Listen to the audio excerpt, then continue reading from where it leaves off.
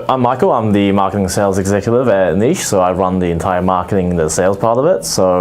And I joined the company about 2 years ago, and it's actually just been past 2 years, so it's been quite a milestone for me, and that's who I am, yeah.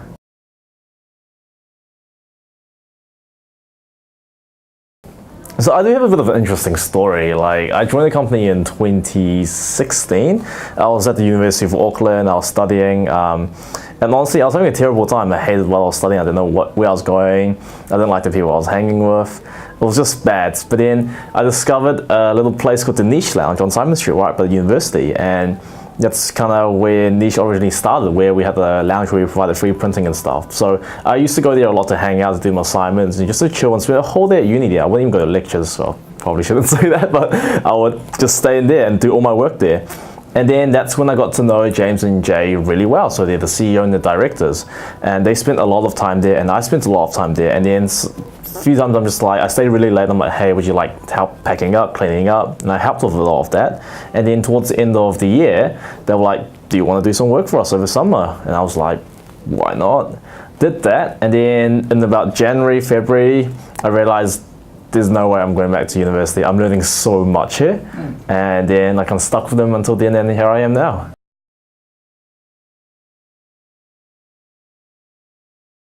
So when I first started, I was in charge of the whole marketing. So I was in charge of social media, so I'd do Facebook and Instagram.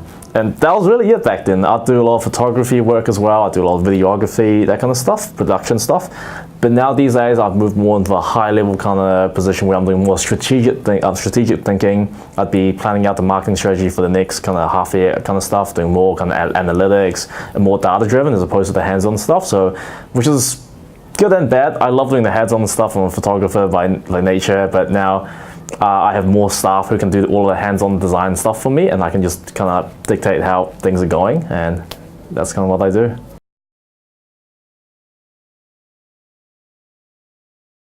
Currently, our monetization strategy is to actually get money from, so businesses pay to advertise to students. So we don't believe in making money off students. Students are broken off already. I went through that. But we know that businesses have the money to pay to engage with students. So we make money from businesses who want to engage with students via our app by doing advertisements, by listing job opportunities, and by running events where they can kind of do some corporate co-branding, and that's kind of where our money comes in.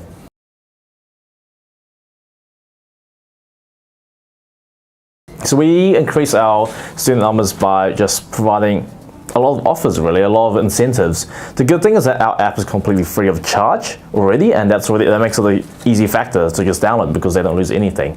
Our app provides job opportunities, it provides student deals and the kind of information and these kind of stuff, which is great.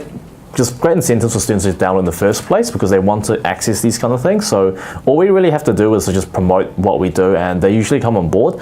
But we do have big pushes at the beginning of each year during orientation week, where we actually take part in the university's orientation week. We're on the campus, talking in person, engaging with students, being like, hey, we're a Niche, this is what we do. We'd love for you to download the app, this is what you guys can get. And a lot of them hop on. And then throughout the year, we just do generic kind of advertisement and just try to stay in touch with all the students.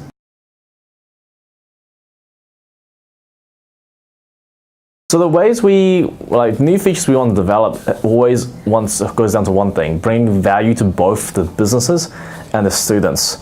And we're always thinking of new ways. Like when we first started, we provided free printing. That's how we made money. We provided free printing for students, but because businesses pay to advertise on it. Then we moved on to our app because we realized that we can provide deals for students to save money, and we realized students need to find jobs, so we did that. So really, I don't know any plans right now, but we always believe in there is always something to do. And anytime students give us suggestions about, hey, we think it's to be really cool, business likewise, then we usually develop it and we just make new ideas which we can monetize on.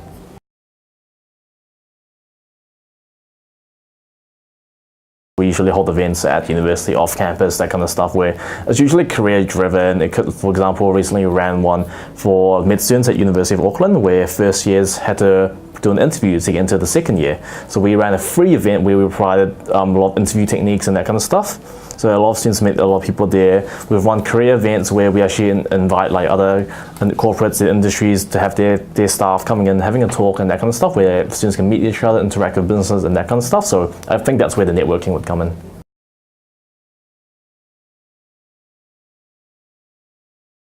Oh yes, when we changed a lot. Not a good thing, to be honest. I wish we stuck to it clearly, but we have changed quite a bit because we do move very rapidly, and as the nature of a startup, you usually are you really are strapped for cash. You really need to kind of figure out ways to get money quickly, and then because you need to extend your runway as much as possible. But so that means for us, we need to just change our business model, adapt to our situation in the marketplace, and just find a way to kind of constantly get money until we've gotten that kind of stable platform where we can actually be like, yep, this is going to be our business model and moving into the future. So we do change quite a bit. So like I said before earlier, we started with the whole printing model where businesses pay to advertise on our printing papers. Then we moved on to deals, then we're moving on to jobs, and now we're really figuring out, okay, what's the best way to kind of streamline this and make this whole business model a process where we can actually scale a lot bigger. So actually we're going through that stage right now, so we have changed quite a bit.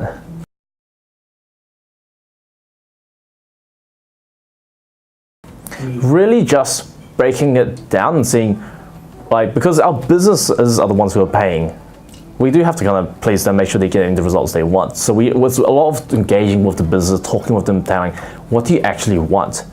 And more than that, how do you actually want to use our services? Do you want it to be via email? Do you want it to be self-service? Do you want this whole thing to be automated? Do you want a one-to-one approach? And because the whole like the big picture is like we want to help businesses reach students. That can be done in a lot of ways, but what's the best way that we can make it easy, systemized, and processable, and also scalable? So that's how we do it. We just kind of try to fine-tune everything and make things very, very scalable.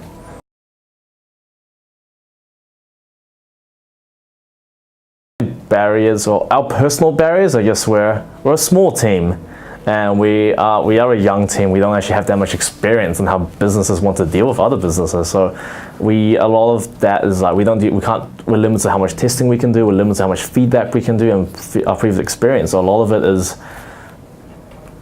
I guess, not having the knowledge. That's the big problem with scalability. But I would say if there's anything, it'd just be development, software development, because that takes a long time.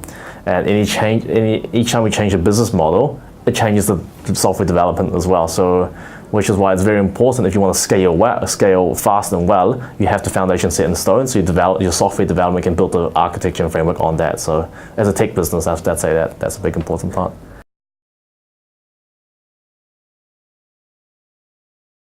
Currently we have 3 software developers. We have one person who does the back end, one who does the front end, which is the websites, and then we have our iOS developer, so he does the apps.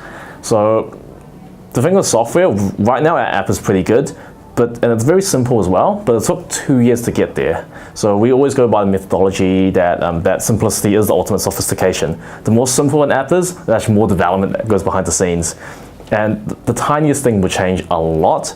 Like even the most minor update to the app will take maybe a week or 2 of development. But if you're doing something which is big, like a business model change, it pretty much changes the entire software development timeline. So things change a lot, and because we are a small team, and fortunately our software developers are like top of their class. They're very quick and they work really hard. They can actually develop faster than I guess the industry would expect. So that's what's keeping us ahead as well. So a long time, if anything. I can give you the specifics.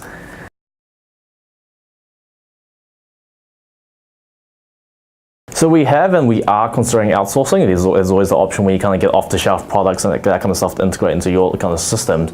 And I guess we wanted to keep it in-house for at least for a while because we actually want to set, I guess, the culture of our code. We want to set the foundations of how things actually develop and built before actually getting someone to actually join onto your team as a freelancer contract or whatever. Because when you've kind of set your responsibilities, your culture of how you develop, other people who join on, they'll find it a lot easier on how to actually get on, like how to code into it. So it's more of a technical question that I can't really answer the best, but I'd say, and also it's just money.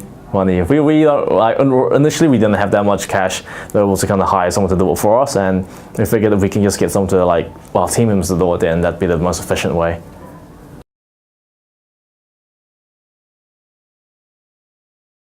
Our competitive edge is that actually, going back to the previous question, we work in-house, meaning we can change things incredibly quickly. When you kind of outsource, you move a lot slower, but because I sit next to our software developer, so if a business gives me feedback, being like, hey, this is not working, I can just be like, hey, this is not working, and then they kind of do their magic. So that's one edge. And a second edge is because we are tech, we collect a lot of data. We can actually find trends on how things are going, and business finding is incredibly useful. And it also means that we can scale infinitely. Like we're not limited to just like say a physical card to get discounts, where one card there's a lot of process to print it, design it, say ship it, that kind of stuff. Ours is just hop in the App Store, anyone in the world can download it, click download, and they're a user and they're a customer.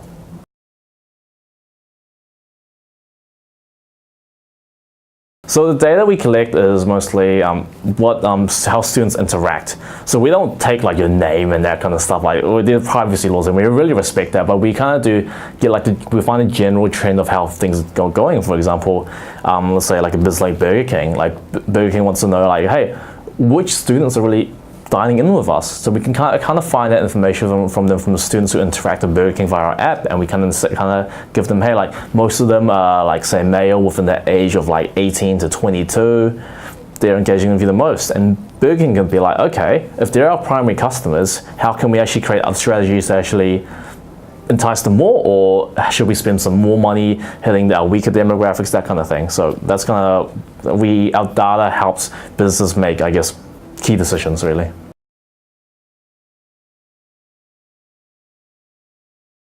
So that's the thing right now, the way it comes to the whole business model again, we're always changing. Like when you first started the company, we relied heavily on kind of just partnerships.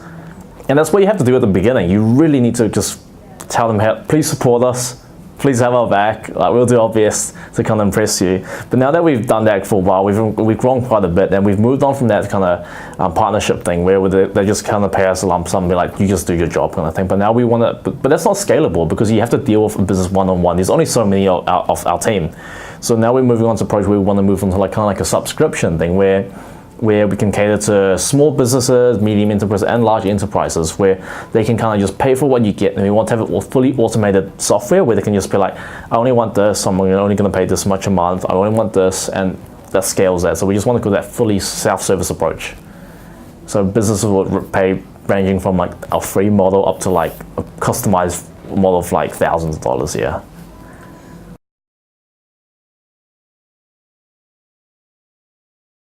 We currently have about either 35 to 37,000 students. They're primarily based in Auckland and Wellington, but that's for now. Next year we are expanding nationwide, so we expect the number to at least triple.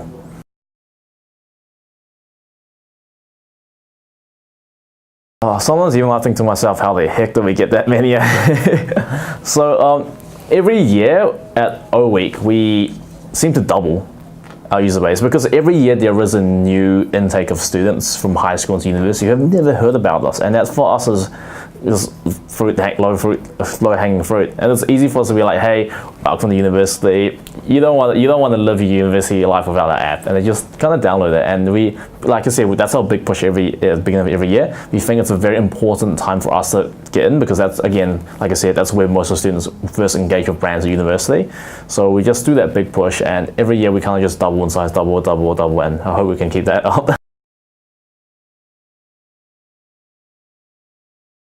I think one important thing that I've always gone for is that you always need to be kind of stable before you expand. So recently, like I said before, we have been working on a business model, and we want to develop it that it's so firm and so stable that we can just literally replicate it. So if we're going to go into Australia, we want to make sure our business model can actually work there as well. Obviously, there are different changes, like how schools and how the culture works. So that's more of a culture thing. But I think if our core business model and core value proposition works with both students and businesses, I think we can expand quite without too much trouble.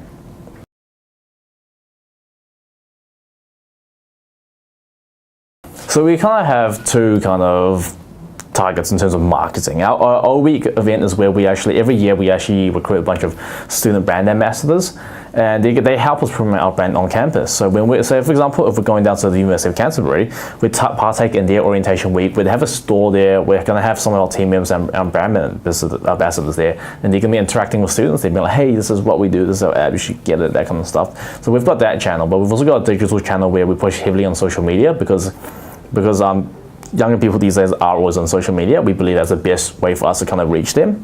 So those are kind of our two approaches, via just offline and via digital.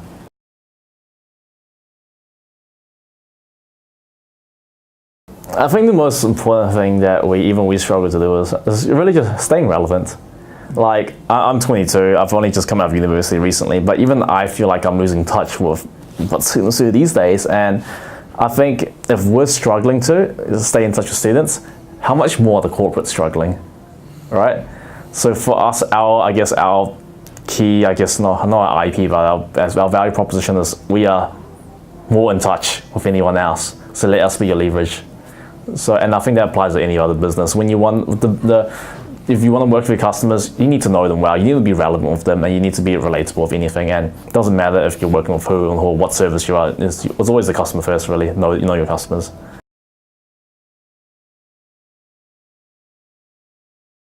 So here's an interesting thing. So I went to Auckland Grammar School. Yeah. Throughout my 5 years there, I was pretty sure I was going to become an engineer. I studied all of the science. I was going to be an engineer, and then unfortunately I didn't make it in to be an engineer. I kind of was just short. So I'll do this new degree called the Bachelor of Technology, majoring in IT, which doesn't exist anymore. So I was the guinea pig back then, and the program was a drastic failure. And I switched over to I'm just going to do a science degree in computer science. And then I did that, and then I picked up, I'm going to do some business as well. I picked up a conjoint. So then I did information systems, computer science, and the third major I never picked up. But then by then, I've already changed my degree 3 times. I was getting really sick of university. And that's kind of when I actually found out about niche. And then, so what I studied is completely different to what I'm doing now, which is marketing and sales, and a lot of business development, not computer science. But I would say that a lot of it did help me, because working in a tech company, I work very closely with all our software engineers, and like making the business model and that kind of stuff. I can kind of play that middle ground where I know what we're trying to achieve, how we're trying to achieve it, but I actually know how the back end, what software is being developed at the same time. So I learned a lot of that. So for example, I know when the software team is slacking off, because I know kind of what we requested, I know how achievable and how long it will take. I can know that kind of stuff. I can make better decisions based on, because I do have like a big coding background, and so that kind of stuff. So I would say it helped just because of the nature of the business we're in.